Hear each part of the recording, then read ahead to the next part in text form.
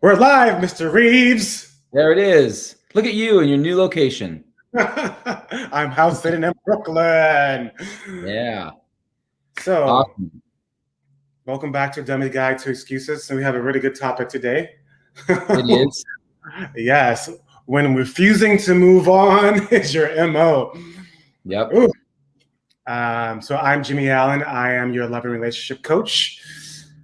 And I'm Kevin Reeves. I'm a leadership coach, and we've been talking about excuses. And this week we're talking about when you cannot move on. When you refuse to move on. Yeah. So it's interesting how this whole topic came up. We were thinking about topics and stuff like that, and so I was the one who was stuck. I Yeah. had an idea and I didn't write it down. It was a really good idea. I still don't remember what it was, and it was for 3 days. I'm like, what is this type of figure? Sitting at the computer, like wanting. I could feel the topic in my body, but I didn't want to let it go. I didn't want to talk about anything else. I just was just like stuck and like preparing in the shower before this live. And I was like, why can I just move on? And I was like, oh, like I can talk about that because Yep. I personally, and with clients and friends and people I've like, there are so many times I've been in situations or hear people refuse to move on and would be I've seen relationships, marriages deprived and depleted because one person refuses to move on or let go of something that was said or done years ago, and the other person in the relationship suffers because that person refused to move on. And I'll give you an example.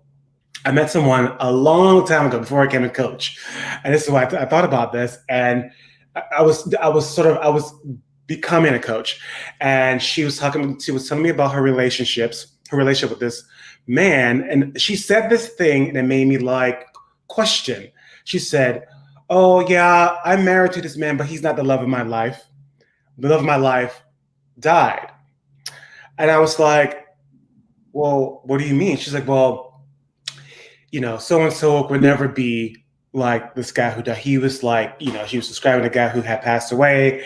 And I said, well, he would never, that man you're married to now would never be this man who died.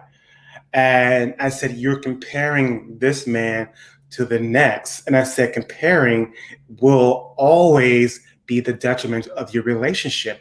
This man who you're with right now will never be that man. And I said, where did you get the belief that you only have one love in your life?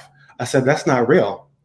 That's something that you agreed to, and now you're stuck and refuse to move on because the love of your life has passed away. I said, well, what if? I said, you think this man is in heaven or where he is telling you not to love again? Here you have a man in your life. You don't have to work, but yet you're choosing to work. He's providing for you, and you're not loving this man who's open and willing and doing all the things that you want, and because you haven't moved on, the one thing he wants is your heart, but because you haven't moved on, he Yeah. can't have the one thing he only asks from you. Yeah. Yeah. And I wonder what it is that makes us so determined to hang on to something that's not worth hanging on, like not being allowed or not allowing ourselves to move on. What is that? Is it fear? Is it just the hope that this better thing will pan Right. out? Like what is it that like really that really kind of keeps us stuck? Because all of these things are just kind of that same thing of like, I can't move on because ... What is that? What do you think? I think it's fear, because when you said that, it may sound silly, but when I did my first big declutter, and I remember the moment. There was a shirt I had from college that literally Kevin hadn't worn a shirt in 9 years. And I put it in the bag to be taken out, and I went back in my room, and I literally had a panic attack. I was freaking out. Like I was like, oh my God, what am I doing? I'm gonna lose my college years, my memories. And I put the shirt back in the closet, and I was like, what are you talking about? You're not going to, this fear of losing my college years, like college will always be with me. It's a part of me. This Right. shirt, if I get amnesia, this shirt is not going to do anything for me. Yeah. Like I was afraid of losing my memories of college, my memories of being in a cruise ship. And I had so much, it was an attachment. I had an attachment that I was unwilling to break because I was afraid if I get rid of this shirt, all my college years experience were done. And I was like, that's silly. Like that is always going to be a part of me. And that's what I said with the woman. I said, you letting go of this man doesn't mean you're going to forget him. He's always going to be a part of you. Right. He's taught you how to love, and now you have another opportunity to love. Like that was an opportunity. This deceased person was here to teach you and open and expand you how to love. Now the universe is giving you another opportunity to love, but your fear of letting go, you think that you might be cheated on him, or you think that you might be dishonoring him, but he's not here. Right. So now you have another opportunity to honor and love someone else, and you're depriving him of that. Yeah. Yeah. I had a similar situation where I was really trying to get into a group of friends, and it was later in life. It was, probably like, it was probably like my 20s and 30s, kind of like into 20s into 30s. And, really trying to get into this group thinking that these people, and this was like my step into like my social life, and really thinking that like, if I got in with these guys, it was going to make a big difference. And, I never really fit in. And, looking back, I'm really glad I never did. But I couldn't let go of it. And for years, I kept trying to get into this group and trying to fit in and trying to be one of them. And it was so important to me. And I couldn't let go of it because it was like, if I let go of this, then I have nothing. Then where am I going to go for friends? And then like any friends are going to be less than these friends. And it was so funny because those friends I was trying to get in with were the ones that were kind of setting that standard of we're the best, and everybody else is kind of like not that great, So it's like, and I look at it now and I'm like, oh my gosh, I can't believe I did that for so long. But it was because I was so afraid of being left with nothing, of not having like the social standing that I wanted, of not being where I wanted to be in life. And so, I think it's really interesting that we look at, sometimes there's things that are totally worth holding on to. Right. You have a, relationship with a family member, or you have a, maybe it's a job or a dream that you've always wanted, something that's really important to you. Hanging on to that is different. But I think the thing to come back, and one of those indicators is looking at where your energy is around it. Is it coming from fear that you're hanging on to this? What are you afraid of? Why are you holding on to this so tightly? With the situation with the shirt with you, looking at what's so important about this shirt. What does this shirt give me? Right. If I didn't have this shirt, how would I feel? And just kind of noticing some of those things, to notice, where is this coming from? Is this a helpful thing, or is this something that's maybe holding me back? Yeah, I love that. And that's a really good point. And actually, some of the things that I did, I was like, am I holding on to this shirt because of fear or love? And when I said it and that fear came up, I was like, okay, I have to let that go. And that sort of became a practice for me regularly. If I'm resisting to let go and holding on, I have to stop and ask myself, am I holding on because of fear or love? And if it's fear, I let it go. There may be a little like panic, but it's like, oh yes, yeah, I'm glad I let that go. And to your point about the friends, I had a very, very similar situation. Like holding on to these friends, trying to fit in, and because I didn't have like this gay like group of like friends like the Golden Girls kind of Yeah. thing. And I wanted that so bad as my mind. That's what friendship was like, having this like close, tight knit 4 or 5 people together. And I remember always working so hard trying to fit in, and I didn't feel good doing that. That was my indicator. I didn't feel good holding on. I didn't, and I started to notice because I doing this stuff during. That's when you start doing this personal growth work. When I started having a coach, made me aware of how I was feeling when I was participating with these people. And I remember a conversation, sort of a incident I had with one of the guys, and he said this thing to me that really kind of woke me up. And he said to me, we kind of had like a little argument, and he said, "That's why we don't invite you to places." Mm. And then I said, "Oh, well, thank you for not inviting me, because guess what? I sleep at night knowing that I don't have to beg to hang around you. So thank you for not." And I thanked him for not inviting me.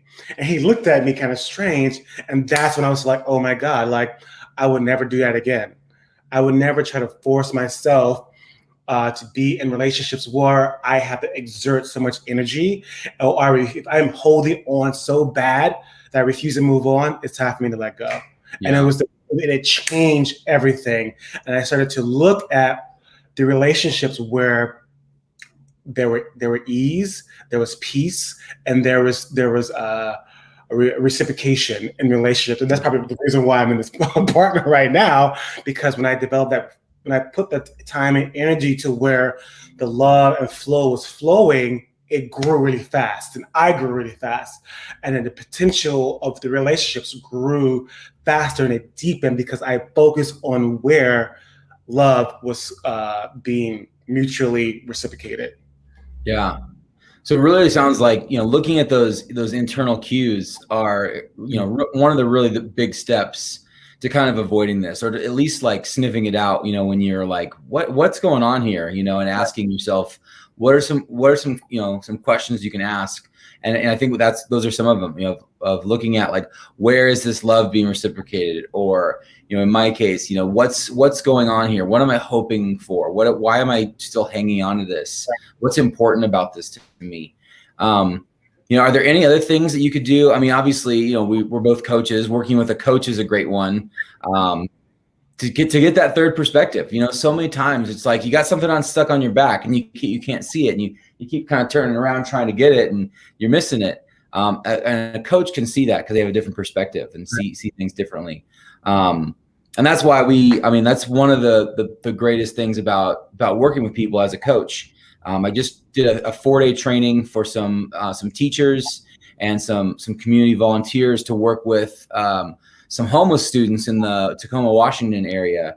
And, working with these teachers and helping them to see what coaching is like such a gift and such a joy to be able to do.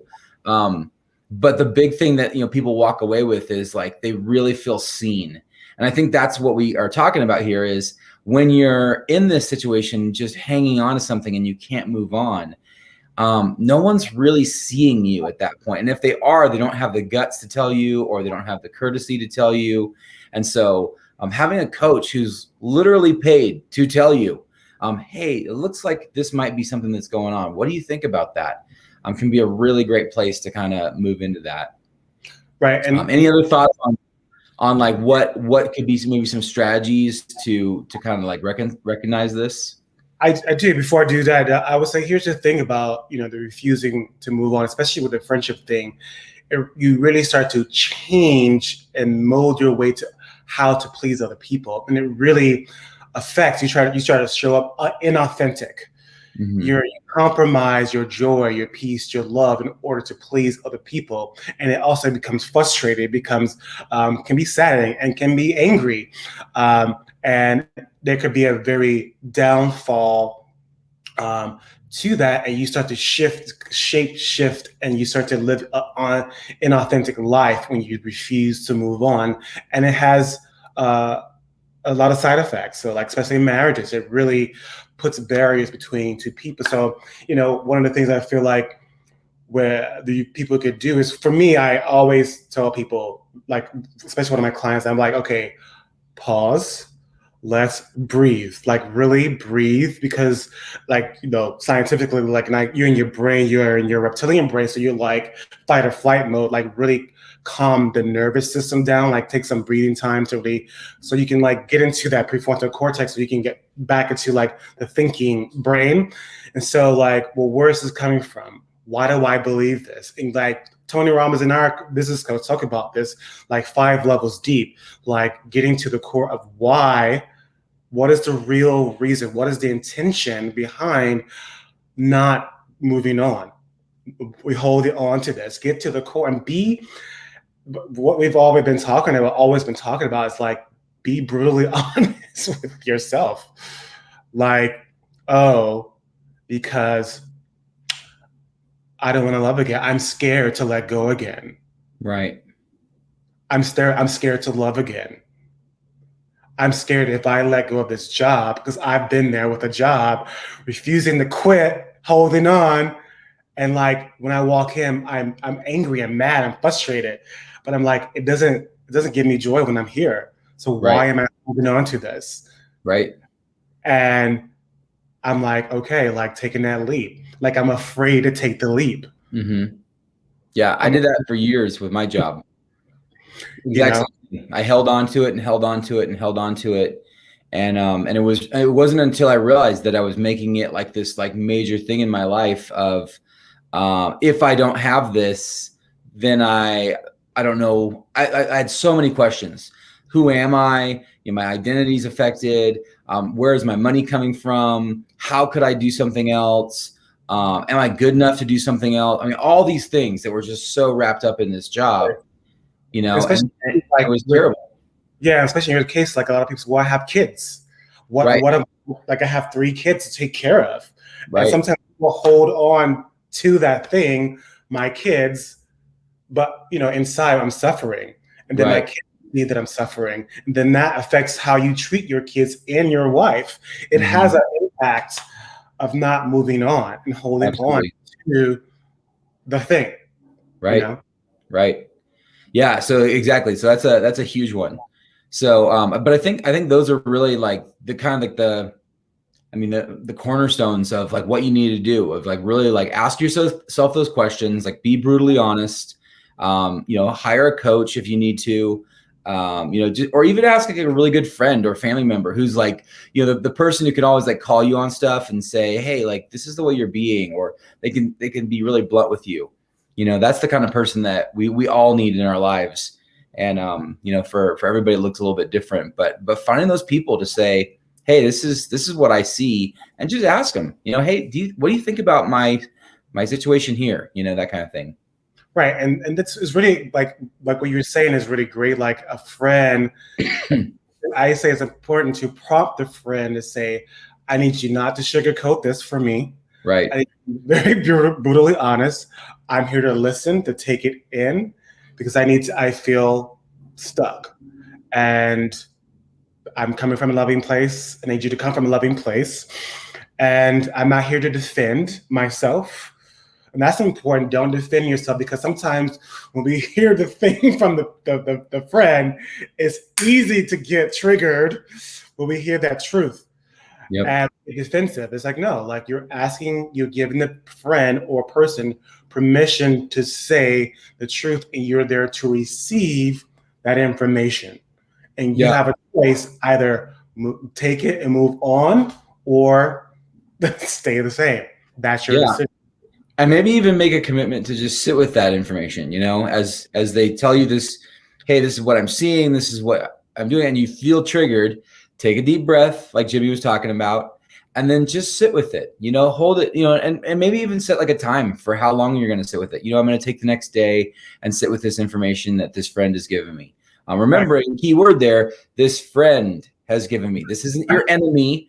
This is someone you've chosen to bring into your life and ask this important information from. So, really just sitting with it and like, see how it feels, and then come back to it. I'll put it aside for a minute, but like think about it and like genuinely take it, because otherwise it's just kind of a waste of time for both of you.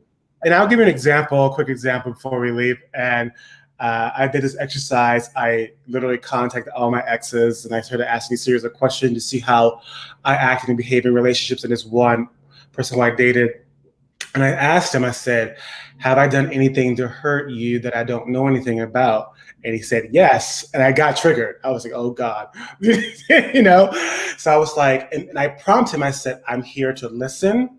I'm not here to defend myself. I'm here to actually write this down. And he said, when we got into arguments, I was immediately defensive. I was shut down and there was no opportunity for discussion. And in that moment, I had literally paused. I put the phone on mute and I was like, I don't know why I just had this realization. I was just like, oh my God, if I want to be in a successful relationship, I can't be shutting down. I can't be, defending this, like putting this other person down. They're trying to communicate to me and I need to listen and I need to be there to receive. And if I keep shutting down, there is no opportunity for growth in the relationship at all. And I was like, that's not good. So, it was a real learning, and I was triggered on the phone because I immediately was like, well, and I wanted to say, well, you were like this in the relationship. And I was like, no, it was not like that. I was not there to blame him, shame him, or anything like that. I was there to listen how I was. Right. And it was hard, but it was a hard truth that literally changed the way I showed up in relationships. Yeah. Awesome, man. Well, good stuff today. Yeah, man. So, if any of you guys have any questions, leave a comment in the comment box or just reach out to Kevin Reeves or Jimmy Allen at the bottom. And happy 4th of July weekend. Yeah. Yeah. Have a great one. Be safe, and we'll see you back here next week. Yes. Have a good one.